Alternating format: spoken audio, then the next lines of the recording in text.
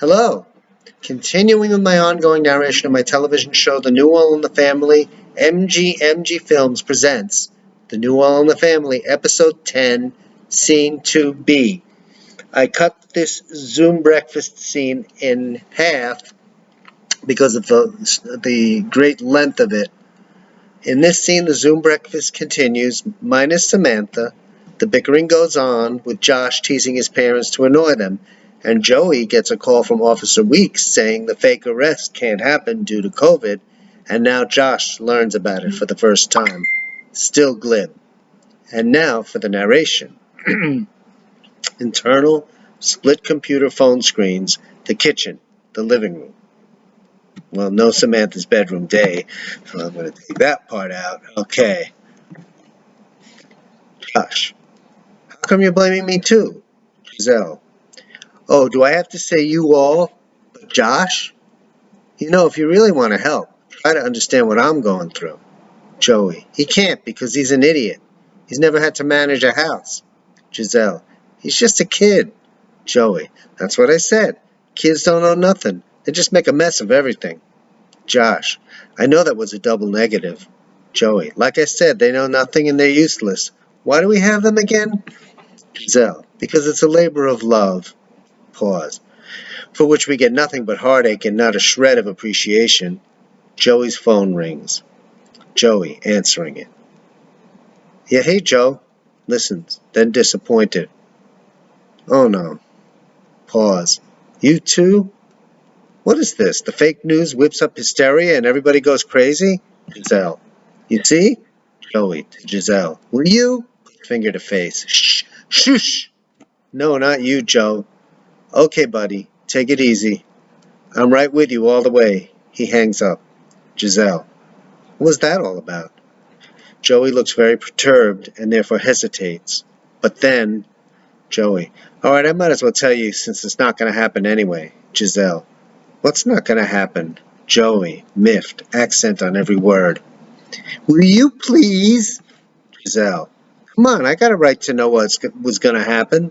Joey, smiling. Well, if you'd let me get a word in edgewise, maybe you'd actually find out. Joey smiles a big grin. Joey. I wouldn't smile. Oh, excuse me. Josh smiles a big grin. Correction. Okay, after Joey says, well, if you'd let me get a word in edgewise, maybe you'd actually find out. Josh smiles a big grin. Joey. I wouldn't smile if I were you. That was my friend, Sergeant Joe Weeks, down at the police station. He called to say that due to the pandemic, he's calling off your arrest, buddy boy. Josh looking scared. What? Giselle. Well, I'm glad something good came of that damn virus, because that was a horrible idea. Joey, making face, mocking her angrily. Well, I'm glad something came, because that was a horrible idea. Josh. Will somebody please tell me what's going on? I was in my room the whole time. Joey. Don't play dumb.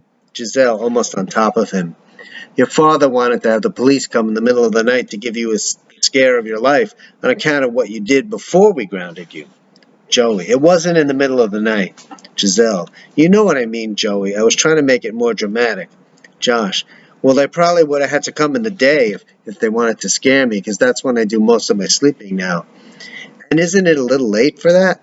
Joey. You should be glad we're separated now, because you'd be in great pain if we were in the same room. Giselle. Joey, stop threatening him. Don't we want to make Josh better, not just scare him? Joey.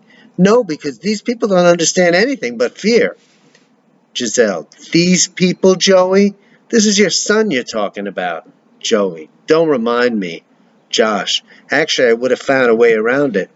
Joey, raising eyebrows. You see? The kid's still got that delinquent mindset just like day one. That should tell you something about your coddling methods. Giselle. What coddling? He's been locked up in his bedroom without a phone for practically 3 weeks. Joey. 3 weeks? What are you talking about? It hasn't even been 3 days for that delinquent. Josh. Feels more like 3 years. Joey. And you're still in one piece because your mother's a softie. Giselle. The point is, Joey, this is the result of your lockdown approach. No change in this kid. See? Joey. No, I don't see it all. That's why I went to Giselle, interrupting. Wait till you've been in lockdown for 3 weeks and see how you like it. Joey, well, that's not going to happen because I'm going to work so the rest of you can have your stupid jail fantasy and not end up homeless. Let's see how you like them apples. Giselle, Joey, the government's not going to leave us stranded. Stop being so desperate. Joey, oh boy, how little you know. This government never worked for the people a day in their life until it took its hands off and dumped all those crippling regulations where they belong, in the toilet. Especially the state of California doesn't know its asses from its elbows. Josh, asses? Joey, that's right, buddy boy. There's many of them in the government. That Governor Nuisance, pronounced nuisance. Giselle and Josh almost simultaneous. Newsome.